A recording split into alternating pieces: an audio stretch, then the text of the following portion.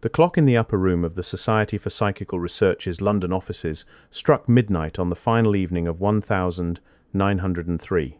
By the light of a single gas lamp, a young research assistant named Eleanor Hartwell sat alone among stacks of case files, correspondence, and handwritten reports. She had been working without pause for nearly 14 hours. In front of her lay a fresh ledger bound in dark green cloth, its pages already filled with neat, meticulous entries. When she closed the cover at 12:15, she wrote the title in her careful hand. Midnight Archive. Catalogue of 200 documented apparitions. 1,882. 1,903. Beneath it she added the date and her initials. The collection represented more than 2 decades of the Society's painstaking investigations into reported ghost sightings, voices, footsteps, and fleeting figures recorded by witnesses across Britain, Europe, and the United States. She locked the ledger in the Society's fireproof cabinet, extinguished the lamp, and stepped out into the cold December streets. What happened next remains unclear. To understand why that simple ledger would become the center of an enduring puzzle, one must step back into the world of psychical research as it existed at the turn of the 20th century. The Society for Psychical Research had been founded in 1882 by a group of Cambridge scholars, scientists, and philosophers determined to apply rigorous, scientific methods to phenomena that most educated people dismissed as superstition. They collected thousands of first-hand accounts of apparitions, telepathy, and haunted houses, publishing their findings in thick volumes of proceedings and journals. By 1903, the movement had reached a quiet peak of respectability. Prominent figures such as the philosopher F.W.H. Myers, whose 2-volume work Human Personality and Its Survival of Bodily Death appeared that very year, lent intellectual weight to the enterprise. Records suggest the Society's archives had grown into one of the most comprehensive repositories of ghost reports anywhere in the world, carefully cross-checked, dated, and classified according to the credibility of the witnesses and the consistency of the phenomena. Lesser-known details from the period reveal the sheer scale of the effort. Volunteers and paid researchers corresponded with clergy, doctors, lawyers, and ordinary householders who claimed to have encountered the dead. Some accounts arrived as terse telegrams, others filled dozens of pages with sworn statements and diagrams of haunted rooms. The Society maintained strict protocols. Every case was assigned a number, every witness statement verified where possible. By the early 1900s, the collection included not only British hauntings but reports from as far afield as India and the American Midwest.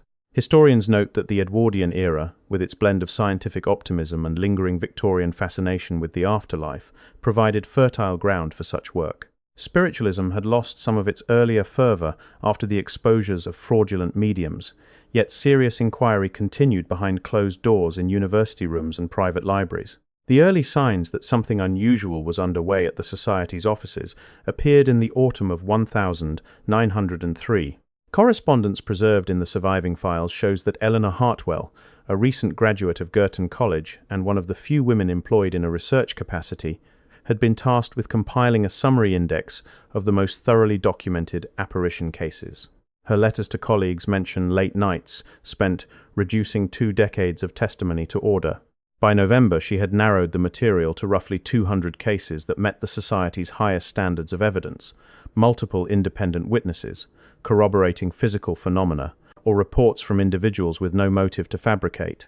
She worked in the upper room because the main archive downstairs had grown too crowded for concentrated study. What happened next remains unclear.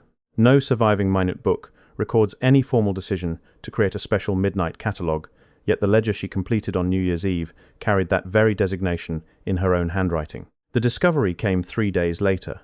On the morning of the 3rd of January 1904, the Society's secretary arrived to find the fireproof cabinet unlocked. The green ledger was gone. Nothing else appeared disturbed. The regular archives, thousands of loose files and bound volumes remained untouched. Police were not called. The matter was handled internally as a possible misplacement or borrowing by another researcher. Yet, a thorough search of the premises and the homes of staff turned up nothing. The Midnight Archive had vanished as completely as the apparitions it catalogued. And that wasn't the strangest part. What they found next changed the narrative entirely. When the Society's officers reviewed Eleanor Hartwell's working notes, They discovered she had made carbon copies of the first 50 entries before completing the final ledger. These fragments, preserved in a separate folder, listed cases with clinical precision, the date and location of each sighting, the names of witnesses often anonymized as Mr. A or Mrs. B, the nature of the apparition, and the Society's assessment of its evidential value. One entry described a figure in Civil War uniform seen repeatedly on a moonlit road in Virginia. Another recorded the sound of a child's laughter in an empty nursery in a Yorkshire rectory. The notes ended abruptly at case 51. The remaining 150 entries existed only in the missing ledger. Records suggest the disappearance caused quiet consternation among the Society's inner circle. Myers himself, then in declining health, made a brief reference in a private letter to the unfortunate loss of Miss Hartwell's summary index. Some historians believe the ledger may simply have been misplaced during the Society's frequent moves between temporary offices in those years. Others point to the possibility of an overzealous member removing it for private study, a practice not unknown in the close-knit world of psychical research. There is no clear consensus. The Society's published proceedings for 1904 make no mention of the incident, maintaining the outward calm that had always characterized their public face. Personal stories from those closest to the events add layers of human texture. Eleanor Hartwell's own correspondence, later deposited in a Cambridge College archive, reveals a woman deeply committed to the work, yet increasingly exhausted by it. In a letter dated the 28th of December 1903, she wrote to a friend, "Tonight I shall finish the catalogue. 200 ghosts reduced to ink and paper, perhaps the only permanence they will ever know." She never mentioned the ledger again after New Year's Eve. Colleagues remembered her as meticulous, almost obsessive about order, and unlikely to have misplaced such a document herself. A junior clerk who had assisted her in the final weeks recalled her locking the cabinet with particular care that night, remarking that these cases deserve a resting place worthy of their mystery. Multiple perspectives emerged even in the weeks following the disappearance. Senior members of the Society, trained in scientific caution, treated the loss as a mundane administrative error. Younger researchers, steeped in the very phenomena they studied, wondered aloud whether the archive had somehow attracted the attention of the forces it documented. Letters exchanged between correspondents in 1904 reveal this tension. One writer suggested the ledger might have been taken by a skeptic seeking to discredit the Society. Another speculated that a grieving relative of one of the reported apparitions had sought to reclaim a family secret. What happened next remains unclear. The Society continued its work without the index, publishing new cases and refining its methods, but the Midnight Archive itself was never recovered. The development of the mystery stretched across the following years. By 1906, when Myers died, the loss had become part of the Society's internal lore, mentioned in hushed tones during committee meetings, but never formally investigated. Surviving duplicates of earlier catalogues allowed researchers to reconstruct portions of the missing material, yet the complete, unified list of 200 cases remained absent. Some of those cases later appeared in published form under different titles, their connection to the vanished ledger unrecognized by most readers. The documentation, once so carefully assembled, had scattered like the ghosts it described. Yet even as the trail cooled, the questions lingered. Why would anyone remove or destroy a single ledger when the full archives remained intact? And why choose the one compiled in a single marathon session at the turn of the year? The answers, like the apparitions themselves, refused to resolve into certainty. For decades, the Green Ledger seemed to have dissolved into the same ether its pages had tried to pin down. The Society for Psychical Research continued its work through the Edwardian years and beyond, publishing new cases, debating methods, and maintaining its reputation for cautious inquiry. The loss of the Midnight Archive was acknowledged in private committee notes as regrettable, yet it never became the subject of a formal investigation. The Society's public proceedings for 1904 and subsequent years made no reference to it, preserving the outward image of methodical progress. The remaining archives, thousands of individual reports, provided ample material for ongoing study, but the unified catalogue of 200 carefully vetted cases was gone. What happened next remains unclear. By 1910, the Society had relocated its London offices more than once, a common occurrence as leases expired and funding fluctuated. During one such move, staff conducted another search for the missing ledger among packed crates and transferred files. Nothing surfaced. Some historians believe the document may have been accidentally destroyed when outdated papers were culled, a routine practice even in scholarly institutions of the time. Others suggest it could have been borrowed by a visiting researcher who failed to return it, or misplaced during the confusion of packing. There is no clear consensus. The carbon copies of the first 50 entries remained in their folder, offering a tantalizing glimpse but leaving the majority of the catalogue in shadow. The development of the mystery deepened as the years passed, and the Edwardian era gave way to the shadows of the First World War. Many of the Society's active members lost sons, brothers, or husbands in the trenches, and the focus of psychical research shifted toward mediumship and alleged communications from the battlefield dead. The vanished ledger, with its emphasis on spontaneous apparitions rather than seance phenomena, receded further from immediate attention. Yet fragments of its influence lingered. Several cases that had almost certainly been included in the 200 later appeared in expanded form in Myers's posthumous writings, or in the journal, though without explicit linkage to the Midnight Archive. The documentation had scattered, much like the apparitions themselves. Personal stories from those connected to the events add quiet layers of reflection. Eleanor Hartwell left the Society's employ in 1905, citing fatigue and a desire to pursue independent study. Her later letters, preserved in family papers, speak wistfully of the weight of so many unseen lives reduced to order on a single night. She never publicly discussed the ledger's disappearance and died in 1928 without, as far as records show, mentioning it again.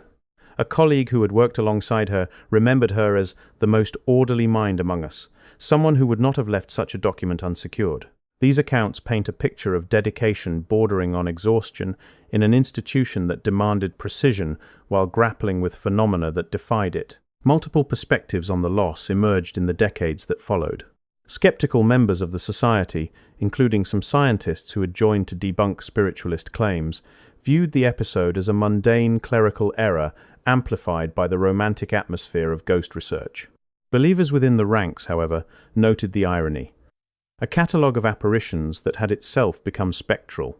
Letters exchanged between correspondents in the 1920s reveal this divide. One writer suggested the ledger might have been taken by someone hoping to suppress evidence of survival after death.